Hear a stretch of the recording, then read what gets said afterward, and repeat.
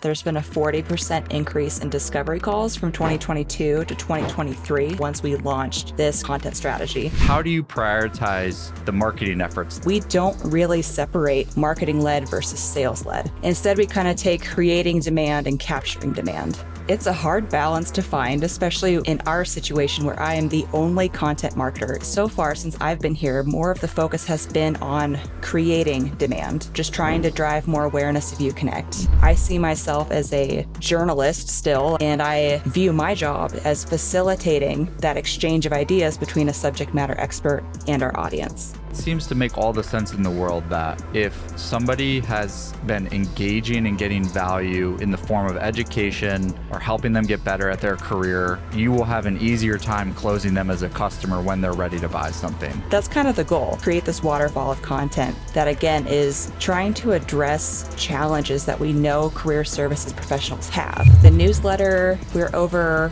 1,600 subscribers now. The podcast is over 8,000 downloads. And the community, we have over 700 members. I've been really happy with the growth because, again, this is a very niche audience. There's too much competition. Everybody is, competing for the same addressable market. How are you going to win? One way to win by having one or multiple people at the company active on social and content platforms. I think there's also value in having someone in-house be the face of these strategies. I think it makes us as a company feel more relatable. How do you manage this as a solo director of content? That is a very astute question, Erik.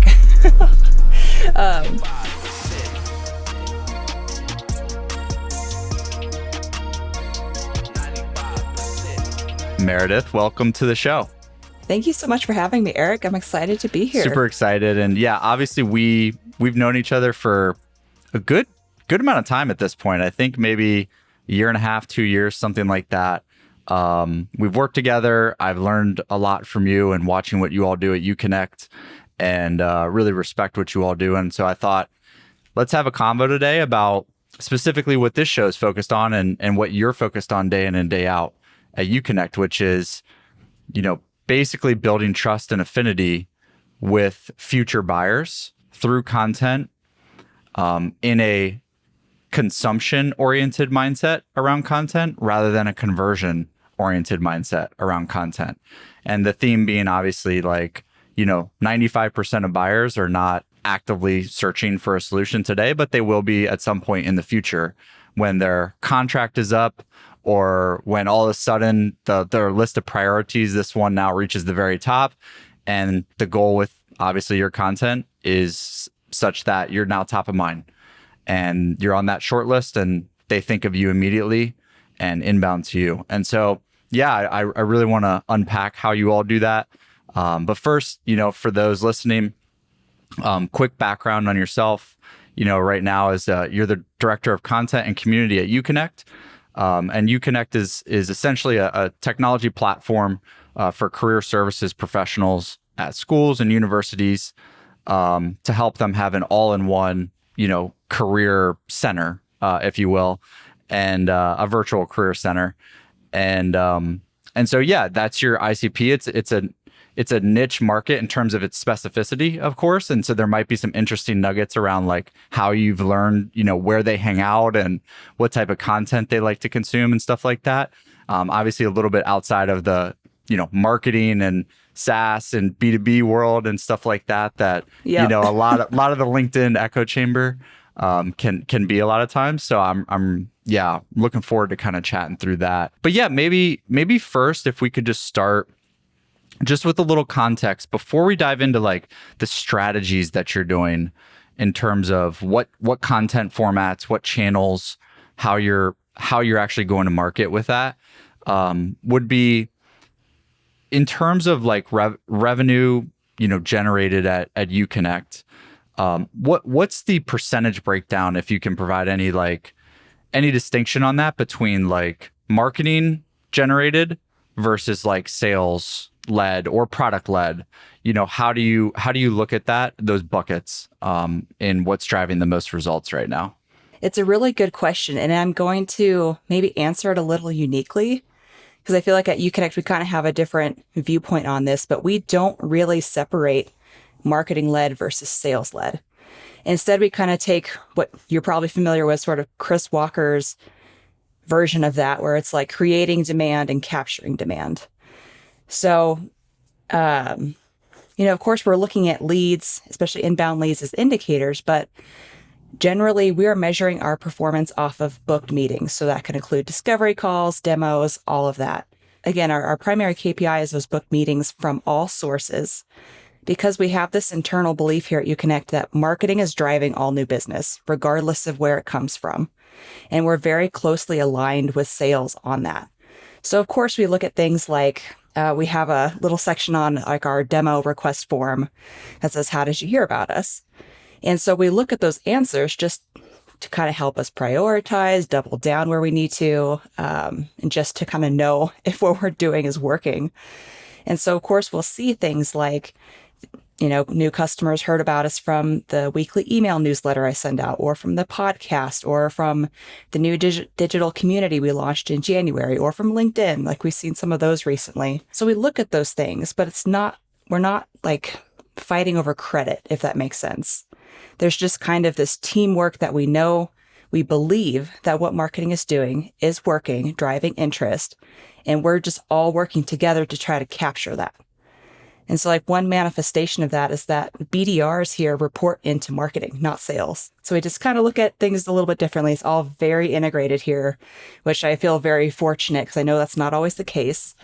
And I think that's one benefit of being a smaller company. I think we're like 35 people, is that we can just work really closely together without there being that sort of push and pull between marketing and sales. Yeah, I know that is pretty rare. And when you articulate it like that, like how you just described it, it feels pretty wild to argue against that methodology, to be honest with you. Like it's so logical, but yet it's so rare. So then in terms of the create versus capture demand. So capture demand, meaning like those who are actively searching, which is the smaller percentage of potential buyers in your total addressable market at any given time.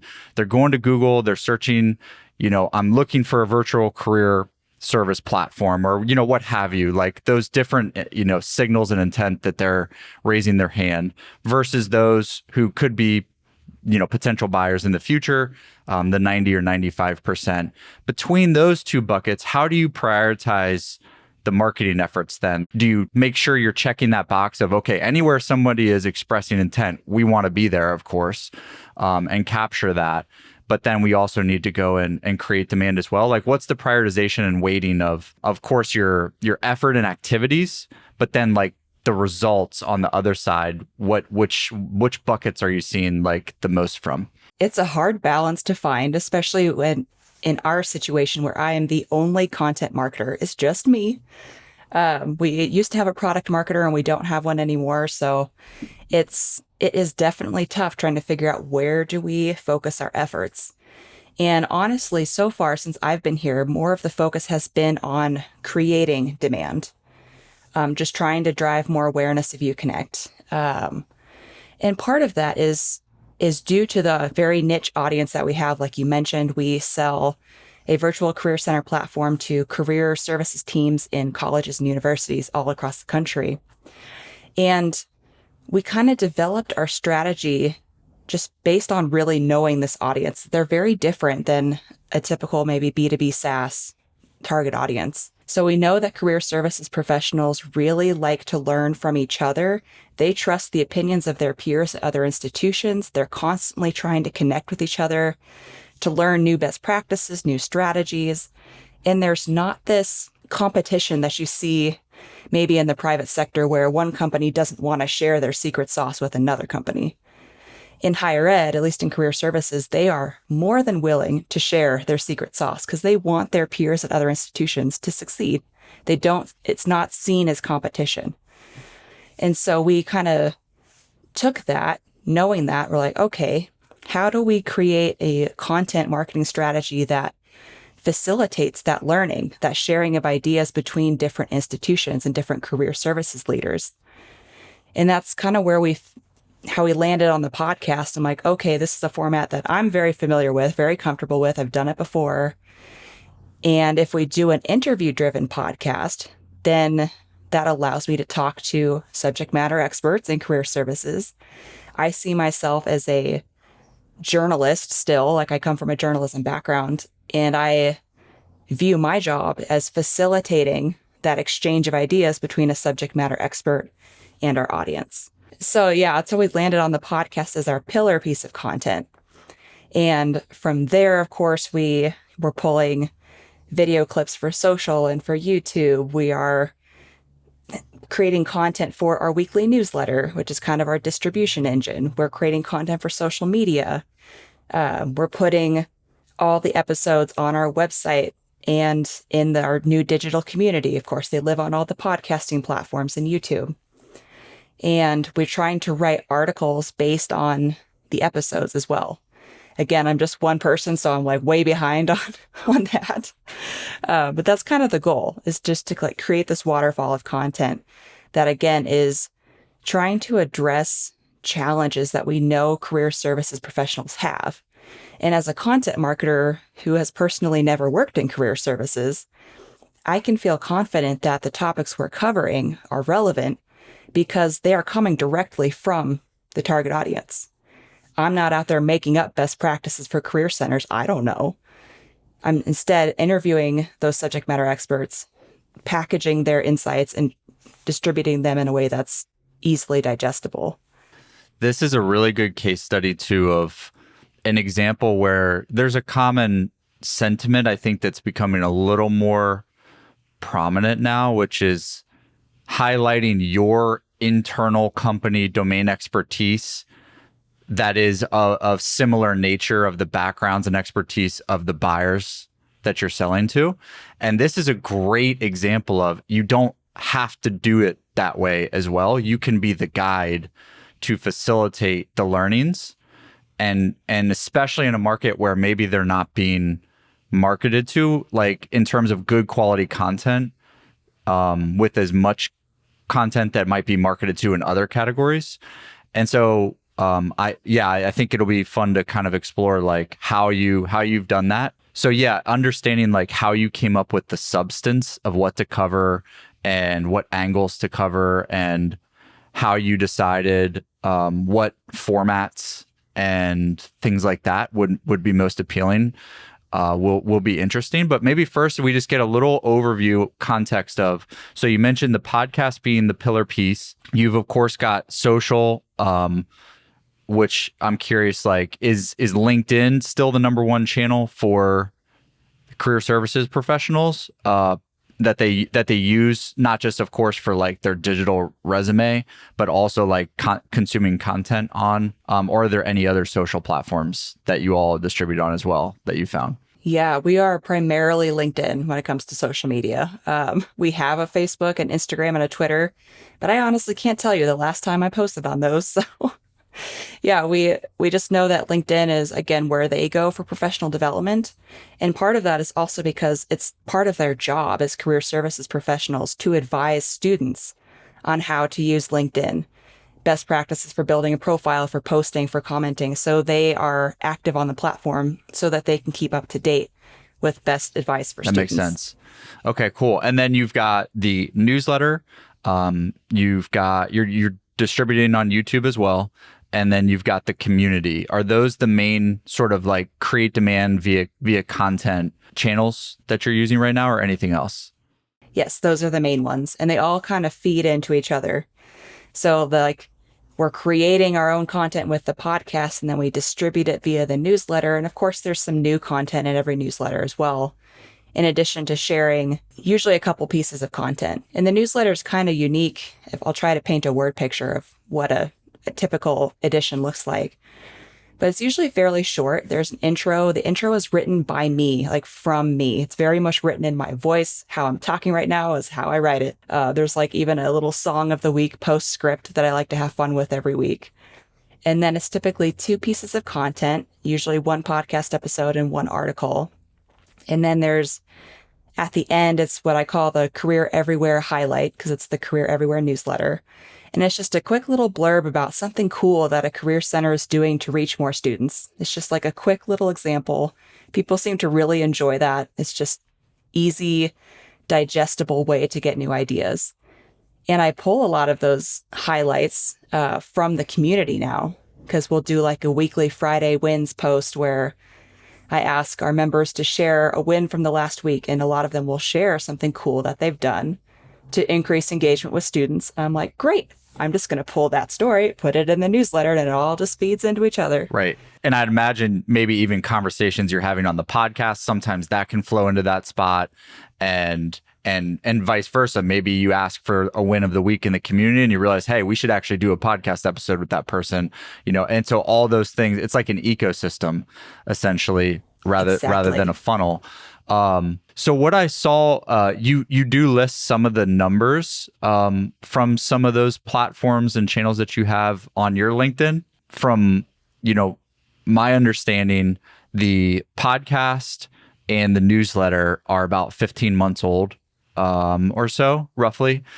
And then the community you all have on Circle, you're using Circle as your community platform, is about 4 or 5 months old. Yes. Yeah. We launched it in January to like a small beta group of about 100 people. And so they were in there for like 4 to 6 weeks. And then we just slowly started opening it up to more people. How would you say you felt about the growth of all of those? Like in terms of just in platform, like in channel growth, followers, subscribers, what have you. Obviously there's a difference between that and then like the ultimate goal, which is to drive revenue, as via this strategy. But of course, like the in-platform, in-channel growth is like a leading indicator that the content is resonating and it will ultimately lead to the thing that you want. So yeah, where are things numbers wise with whatever you can share for all of those, or how have you felt about the growth of them over that time? Sure. Yeah. So let's see, the newsletter, we're over 1,600 subscribers now. So that was, again, launched in January 2023, about a year and a half old. Let's see, the podcast is over 8,000 downloads. I think we just hit that milestone this week. And the community, we have over 700 members, which that one has surprised me a little bit by how quickly it's grown since just January. But in general, like I've been really happy with the growth across the board because, again, this is a very niche audience. So there's only so many people that you can reach with any of these strategies. So for the podcast, I mean, I think we're probably around like the 400 subscriber mark too, which I'm really happy with. And like downloads per month has been really consistent this year, especially. So I feel like we've kind of found our groove. And I think what I'm proudest of with the podcast is that we have never missed a launch date. In a year and a half, we've never missed it. And of course, a big part of that is due to the great work of Hatch. We work with Hatch for all post-production editing. So kudos to you guys, helping me stay on track there. And it's kind of same with the newsletter. Like I have never missed a launch day for that either. There was one time I forgot until the morning of, but I still got it out. I literally wrote it on an airplane and sent it from an airplane coming home from a conference. So yeah, like consistency has been a really key part of the success of both of those initiatives. Like people have come to expect a certain quality of content at a certain time, at a certain day of the week, every week or every other week. And as far as the community, that was definitely kind of an experiment. We knew about our audience that they love to connect with each other. They like to network. They like to have places to exchange ideas. And there's only so many opportunities in career services. Most of them happen at in-person conferences, but those are expensive. Not every career center has the resources to send someone. And maybe they're only like once a year. And so there is one other community that exists, but it's more formal in nature, more academic. We wanted something that, again, allowed career services people to connect and network, but that felt a little more relaxed, more casual. Like some great feedback we've gotten from one member was, she said, I don't feel imposter syndrome when I post in your community. I feel safe to just ask a question, use a silly GIF or emojis or whatever. I was like, great, that's what we're going for. Like we want this, of course, to be professional, but we also want it to be fun. And that carries through all of our content. That anecdotal feedback is worth its weight in gold, because what I've found, at least, is if somebody or multiple people say things like that, either, async in a community or an email or on social, but especially like if you see people in person at an event, at these, maybe a conference or something, and then you've got multiple people coming up to you, hey, we listen to the podcast, we like the podcast, like all of that stuff. You can be sure that there is an order of magnitude more people thinking the exact same thing. They just don't necessarily like reach out and say it. And that can be the tough part, is a lot of times, to your point about consistency, it can be easy to think that, well, if I miss an episode, it's not that big a deal, because like maybe nobody, you think, well, nobody really will notice or something like that. But because a lot of times it's the conversation is one way. You release a podcast episode, but it's kind of hard to get feedback. There's not necessarily like that two-way communication. But when that habit is built, like people do expect it. And so the consistency, like missing a day is literally it's taking a step backwards on the compounding of what you're building. And what would you say then, like, since it's an ecosystem, this may be hard to say, but what would you say of all of those, the social platforms, LinkedIn for the company channel, but maybe also if you've got, the founder, CEO, or other team members who are also posting to kind of build awareness with the market on LinkedIn, the podcast, the newsletter, the community, which of those would you say like is the one that you think has the biggest impact, and what kind of results would you equate that to? That is a hard one because they all like feed into each other like one giant flywheel. But I would say probably so far, the newsletter has been the most impactful. Just based on the subscriber growth, the open rates are very consistently in like the low 40%, which I think is pretty dang good for a marketing email. And click rates are always good. People are clearly engaging with this newsletter every week. So that indicates to me that people are finding value in the content. And of course, all the content is created by us. And we're not, being overly salesy about uConnect, but it's, we shoot our shot when the time is appropriate. So I would say so far the newsletter, but I think in the future, knock on wood, if all goes well, I think the community will become the big impact. Just because we're kind of setting it up so that like everything happens in the community. You can see the podcast episodes in there. You can see all of our articles in there. We're hosting regular live events. We're transitioning all webinars into the Circle platform. And there's a uConnect user channel in there where we have customer success managers posting tips of the week and hosting office hours every week. So it's becoming kind of the place to be if you are a uConnect customer, or if you are just a career services leader interested in leveling up. Like, we're trying to make that the one-stop shop. In a year, maybe we can do part 2.0 to this episode, and I can give you the update. But that's what I'm predicting, and I think that's kind of what we're hoping, is that will become more of a driver for us in the future. Yeah, and what it seems like to me is you've done this really, really intentionally and smart, which is sort of stacking these things, like not necessarily coming out the gate and trying to do all of these at once and on every platform, especially like I think you can take each of these channels actually really far before stacking the next one, and kind of perfect it. Not necessarily like perfecting it, there is a 80-20 on these things, but like, because they do feed each other. But I think trying to do too much at once, and especially like you mentioned, like it's yourself in the content marketer, like you're running all of these essentially yourself. And so there's definitely trade-offs with like, okay, if we open up a new channel, now I've got to manage that. That takes away time from the other three things that we're doing. So how do you manage this as a solo, director of content? And you've got quite a few of these channels and strategies and platforms and formats and all of these things like on your plate. How are you managing it all? Any advice for others who are in a similar position? Yeah, that is a very astute question, Erik.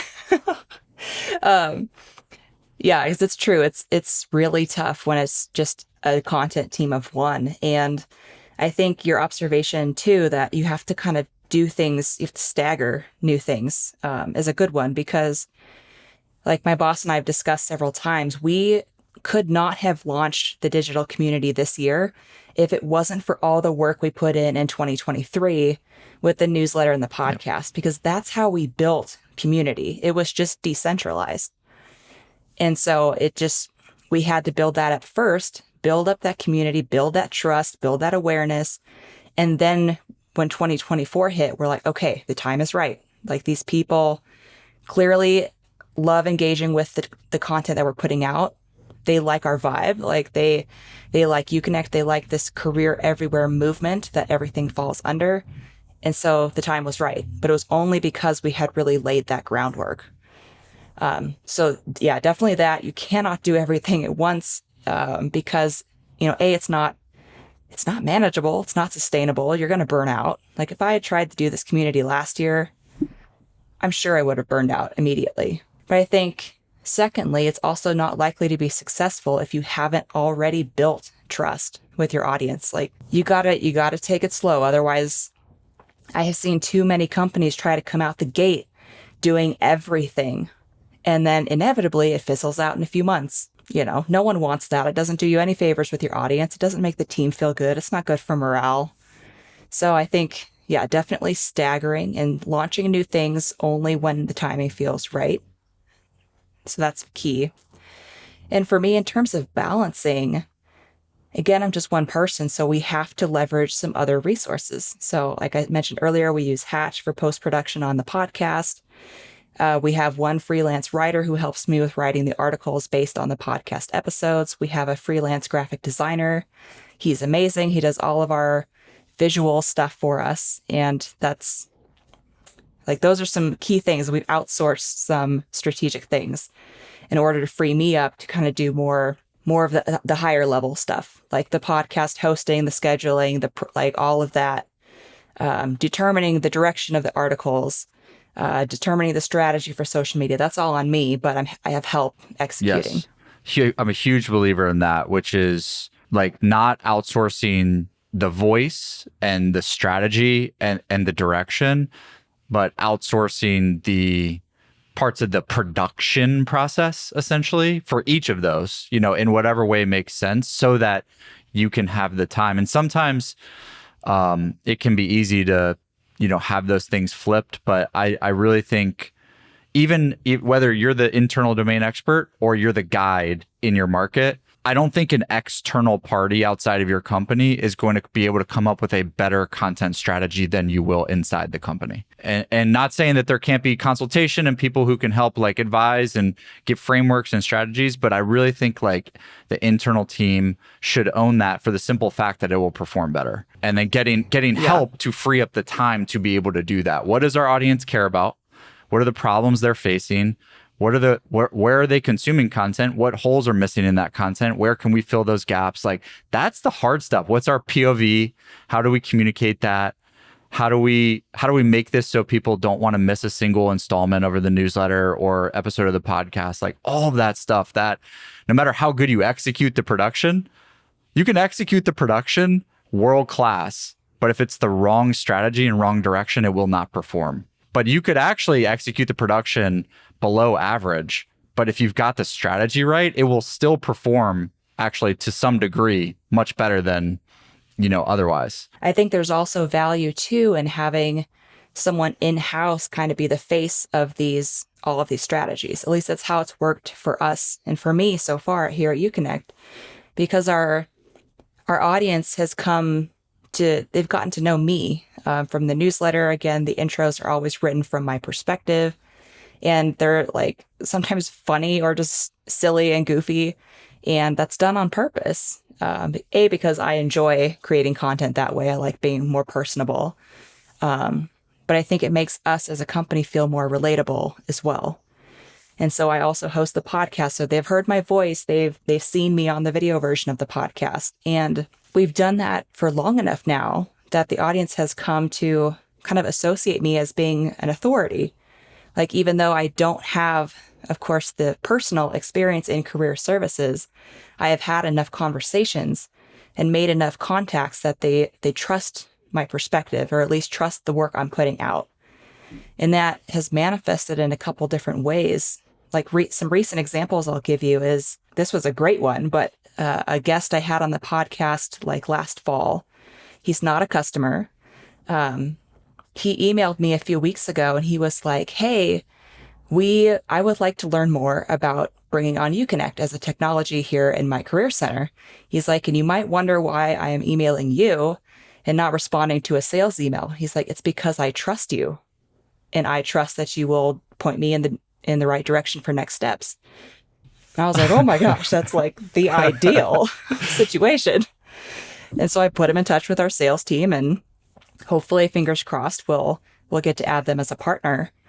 So that was one way. And then another way is another customer of ours from a different career center emailed me and he said, hey, we're hosting this event for early talent development. So like career services leaders, recruiters in the area, things like that.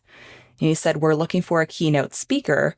With all of your work that you've done with the Career Everywhere podcast, I figure you might know someone. Do you have any recommendations? And immediately I had an idea and I was like, yes, I know someone. Here's her podcast episode. If you want to check it out, she would be great. They booked her. She's their keynote speaker. So it's like, those are just two recent examples. And yeah, and like next week, I'm going to an in-person conference. It's the biggest industry conference for this audience. And we're kind of bringing me because the people, they know who I am. And we're trying to almost like use me as bait, like come to our booth and meet Meredith, which I'm like, oh, this is so weird. I'm not a celebrity, but I'm genuinely excited to meet the folks who have responded to the emails or said they love the podcast. So yeah, I just think that's another benefit to having an in-house person be kind of the face of some of these content strategies. I'm such a big believer in this, which is, essentially that this trend has been happening for a while, but there's no slowing it down. And over the next 5 to 10 years, like I truly, truly believe the companies that are going to win that are in B2B are where customers can name people who work there. Like you cannot have a faceless brand anymore. There's too much competition. It's much easier to create software than ever before. There's more competitors than ever.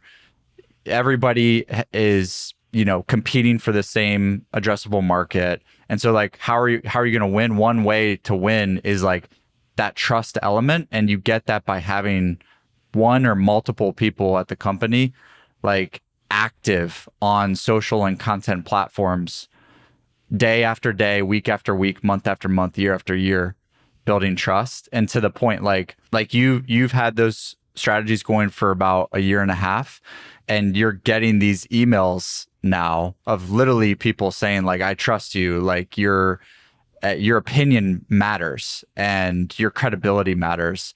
And again, to our point earlier about the anecdotal feedback, like if one person's actively emailing you saying that, or, some subset of people doing that, like I would almost guarantee there's 10 times the number that think that in their head. And then when the moment is right for them, they will act accordingly, whether that's inbound to you all, connect with you somehow, present you with an opportunity that then further helps you connect, all of those things. And that's where it gets tough to quantify this stuff sometimes, because it's like, you got that email.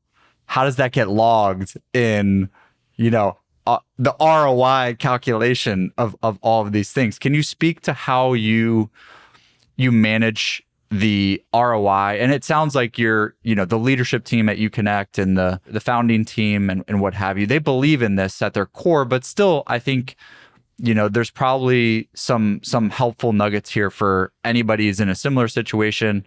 And they want to quantify this as good as possible to show people who, sure, I believe in it, but we still need to see like that this is driving stuff. So how do you measure this? Either in a qualitative, quantitative way to make sure everybody sees that this is in fact working and we should continue to double down on it? Yep, that's a good question. I think a big result for us is that there's been a 40% increase in discovery calls from 2022 to 2023. So once we launched this career everywhere movement and the content strategy. So that's booked meetings across all channels. So again, that's kind of the primary KPI that we're measured on. And that was big for us. And I think, we didn't even have, I'm trying to remember when we hired our BDRs, but it was later, I think, into 2023. So we didn't even have BDRs for part of that time. So again, 40% increase in discovery calls. So that's a really big one for us. So we're like, okay, clearly what we're doing is working because we're seeing an increase in interest, an increase in inbound leads as well. We use HubSpot. And so we have our leads that come in through HubSpot. They come into a Slack channel. And my boss especially is very good at kind of investigating when someone comes in as a lead, like, okay, what were their activities? How did they engage with us? And she will call out, hey, they are a newsletter subscriber. They have read such and such article. They went and viewed our virtual demo page that we just built. And so we're looking at activity, and she's kind of picking up on those trends across all of the inbounds and sort of calling out like, hey, this is what they engaged with. So like, again, it's not about fighting for credit, but it's just trying to show their journey. Right. So we know what's working and what we can double down on. Right. Because it seems to make all the sense in the world that if somebody has been engaging and getting value in the form of education or helping them get better at their career, level up their skill set over weeks, months, or years, and you've been providing that you will have an easier time closing them as a customer when they're ready to buy something than if you are an option that they find when they go search in Google for career services platform. There's no context for you versus another competitor, and you're getting evaluated on more feature set and sort of commodity sort of criteria than like this affinity nature. And so I would imagine too, like if the data was dug into from that standpoint too, like the close rates are higher for those types of customers. They're faster. Like the sales cycle link, I would imagine, is faster. There's been studies on this, but like more often than not, somebody is choosing a vendor that was on their short list from day one. And so like you all are doing all of this, and it takes, this the part of the challenge too is this stuff doesn't happen overnight. Like this has been, obviously a couple years in the making for you all in various forms, stacking these things on top of each other for, a couple years or so. Any guidance or helpful information you would think about when you're looking at how to know you're on the right track with these when you are starting with it, to give you the best position possible to not quit? And more of like, okay, this maybe not be working in this way, but we need to pivot it versus this strategy as a whole, organic content on social and content platforms is not working for us. Because I would argue it's pretty obvious this strategy like is undeniable. Like there's too many case studies at this point. And it's very obvious that this is how buyers consume content now. So really, to me, it's more about how do you get it to work for you than can it work at all for you? I'm curious, like, how you would think about that. Yeah, we knew going in that this was going to be the right play for us. Like you said, like we kind of knew that career services leaders, they're not Googling virtual career center. That's just it's not really a thing. And we don't really have a direct competitor that's built something like what we've built. So we kind of just had to create our own space and drive awareness for something that maybe they didn't even know existed. So again, that all played into it. And again, we knew that they talk amongst each other. That word of mouth is a huge, huge driver. And we can see that in a lot of our inbound leads. People say, how did you hear about us? They said from a colleague or from another director at another institution. We're like, yep, we know that. So that's why we're trying to facilitate that networking all the time. That's actually a really great point, which is like word of mouth, like either from happy customers or from content consumers is actually the most efficient way you could possibly grow. Like having somebody else lend their trust that they have with somebody else to then say, here's a company you should check out it actually required zero net new activity from you, and you're using the credibility of that person with each other to do that. And so one of the best ways, obviously, you can do, there's really two ways you can do that. Through happy customers, like they're on the platform, they love the platform. Anytime they see somebody who might have a need, they will share and recommend it. But there's only so many customers like that you obviously will have at any given time. There are an order of magnitude more content potential consumers out there that can do the same thing for you because of the trust you've built through content. So I think that's really fascinating distinction, honestly. Like when you see that in your self-reported attribution, like I heard of you from somebody else, that could mean, sure, from a customer, but it could also just mean from somebody who's consumed your content for a long time and now they have a friend who is in market for something like this or could use it, or they had a problem and now they're recommending to it. So you're literally getting massive leverage with word of mouth through the content itself as well. Yeah, for sure. And that was another reason we decided to invest in a centralized digital community, is because we knew we would have a lot of customers in there, and we knew that we would have a lot of non-customers eventually join. And so the topics that are coming up in this community, we know that uConnect is kind of naturally positioned as a solution to a lot of the challenges that come up. And we have enough customers in there who are big champions of us that it's inevitable that they're going to bring us up in conversation naturally. It's not coming from us, it's coming from them. And so like that's another benefit to creating this ecosystem as you described it, where we can facilitate those recommendations. And again, it's not coming from us, but we are creating the space for it to happen. Yeah, and that's kind of my last question on the 95% content strategy. And then I'm curious about any other companies or creatives that you think are doing a really good job with this as well. I'd love to hear your opinion on that. Would be, you mentioned earlier that when the moment calls for it, you do sort of send that right hook of maybe a pitch, or it's like a call to action essentially to uConnect. How do you think about when to pick and choose those moments, either in the podcast, the newsletter, the community, social, any way you do it, where it's instead of it now being like, of course, the main goal with all of this is having people consume content on the platforms that they like to consume it on. And the content is meant for consumption, not for conversion. But there are these times, like you mentioned, we want to see if we have a conversion moment in mind. Let's see if we can integrate that into the content. So when do you pick those moments? And then how have you found to do that in a natural way that doesn't actually lose trust and credibility with the audience, which is easy to do with that sometimes if you do it too much or in the wrong way? Yes, it's such a hard balance. And really, it's only in like the last few months that we've started trying to shoot our shot a little more intentionally, because we just really wanted to build up that trust. We didn't want people to feel like they were being marketed to. We wanted them to feel like they were getting actual value from things like the newsletter or the podcast, and now the community. So in terms of when to kind of take those chances, it's been a little ad hoc so far. It's kind of, we'll look for something timely. For example, like again, we have this conference coming up next week.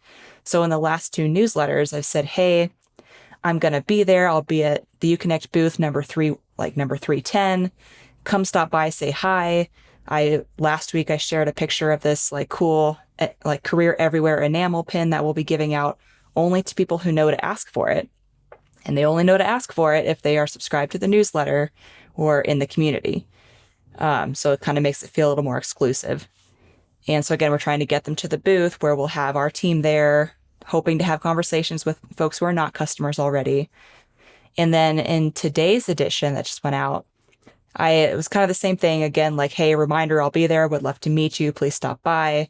We have this like neon Career Everywhere sign that we're going to be raffling off. Here's a picture of it. So you'll know you're in the right place if you see the sign. So like sometimes it's things like that where it's something timely. Other times it's, I think another recent example is we built what I've been calling a virtual demo page on our website, because we know not everyone wants to just get on a call with a salesperson. Like they want to do some shopping first. And so we just created the closest thing we could do to a virtual demo. So it's like 1 8-minute video with a sales rep quickly walking through the platform, showing an example of a school that uses us. And then there's a second video from a customer where she talks about how she uses uConnect, walks through her platform, gives us glowing reviews. So when we built that, I think we put like a shout out in the intro of the newsletter where I was, again, like not being pushy about it, but I was just like, hey, you know, if you've ever been curious about uConnect, like we build a virtual career center for career services and higher ed, you can learn more about us here. Like it's not super pushy. It's just kind of directing people to another place that they can learn more about uConnect specifically, as opposed to the content that falls under this career everywhere umbrella, if that makes sense. Yeah, it does. And also it's something they can still do on their own time. Like that's kind of where it wasn't that hard of a right hook to where it could almost be a little bit too pushy, and lose the point where it loses a little bit of credibility, where it's like, hey, book a time with our team, you know, here to learn if we can help you with your, you know, which I'm not saying there's necessarily anything super wrong with that, depending on how you do it. But I think those are the small details, honestly, in activating this audience in a direct way that make a really big difference in the long-term value of the audience, and thinking about it long-term versus short-term as well. Yeah, for sure. And sometimes it's even like a challenge for me. And again, I think this traces back to having a journalism background. I'm so used to just being objective, like writing without agenda, just trying to share information. And so sometimes my boss, like, thank goodness for her, she's like, it's okay to take our shot. Like, people know this is coming from Right. uConnect. They know the deal.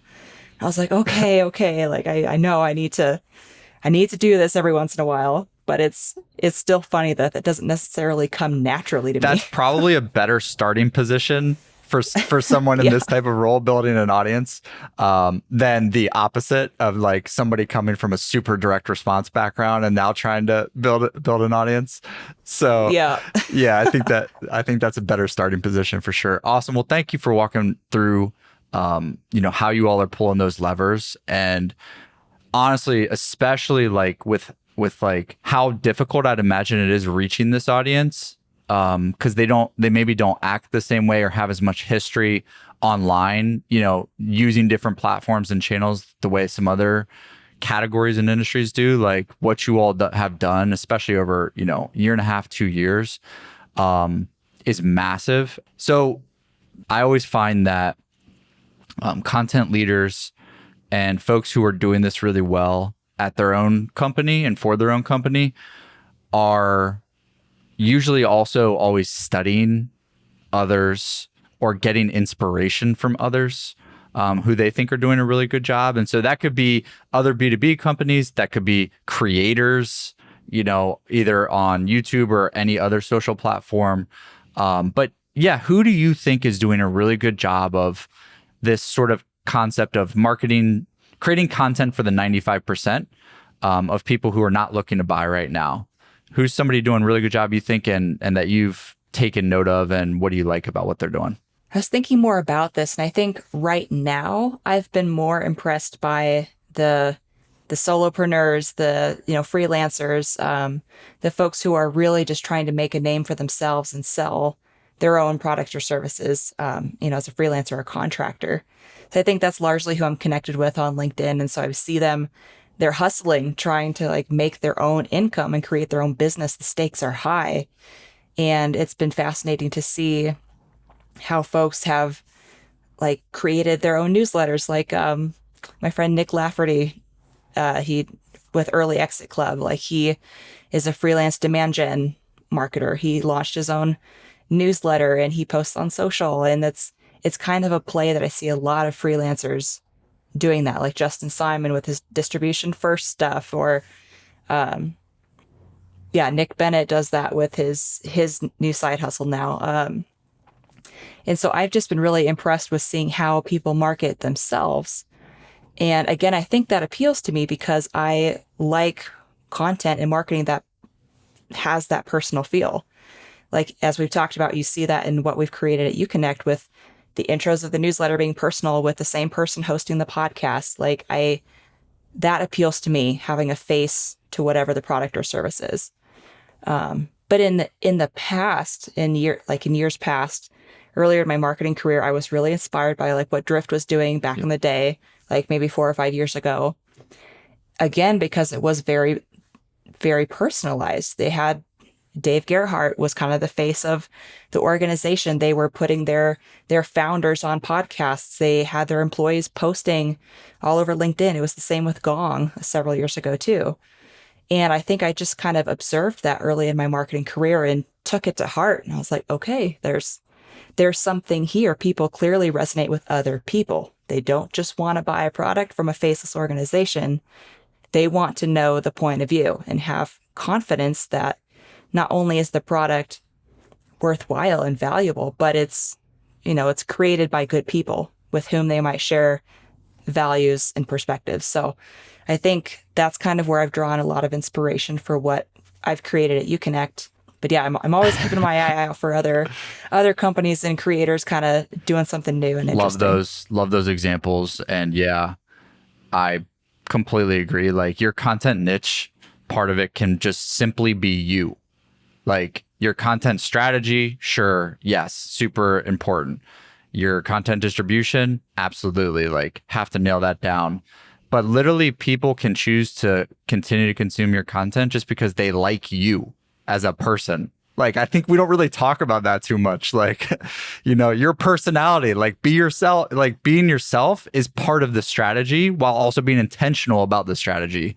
But like, people can literally choose to continue listening to the podcast because they feel like they're hanging out with a friend. That's like, I listened to the, I don't know if you've listened to this one, but the Two Pizza Marketing podcast. I listen to that one fairly regularly and I love the hosts and like I'm connected with them on LinkedIn. And yeah, it makes a big difference. It keeps me coming back when I feel like there's an actual person. Exactly. And we can be it has to be education. But what about fun? What about personality? Yeah, exactly. What about like, I kind of want to turn my brain off, but also not 100% turn it off. And like, there's varying degrees of, intention of content consumers. And I don't think we talk enough about personality and fun and, stuff like that. Last question for you. Anything else just outside of what we've talked about thus far, trends in B2B content for the future that you're excited about? Like, what's most exciting to you right now that you see or like or are interested in or can't wait for, like anything like that? I think honestly, it's kind of in the same vein as what we've been talking about. I think it's going to be companies that are still willing to be personal and casual in their content, especially in the face of AI taking on, like, a lot of companies using AI to create content and just publish it without editing, which I think is a huge mistake, but I won't get on my soapbox about that. So I'm excited to see how companies will respond in the face of some of those technological advances, because I think it's going to become even more critical to have that personal element in your content, to be able to clearly distinguish this was written by a person with a clear point of view. This was not AI generated. This is not just, a research piece that's just a mishmash of content from around the internet. Like, it's actually coming from somebody. So I think that's what I'm excited to see develop a little bit more, because I think that's going to be the differentiator in the future. I agree. Yeah. If everybody's using the same AI tools, like, that's not a differentiator. Like, no. And it's so boring to read. Let's not forget that. Yeah. Yeah. Awesome. Well, thank you, Meredith. Really appreciate your time.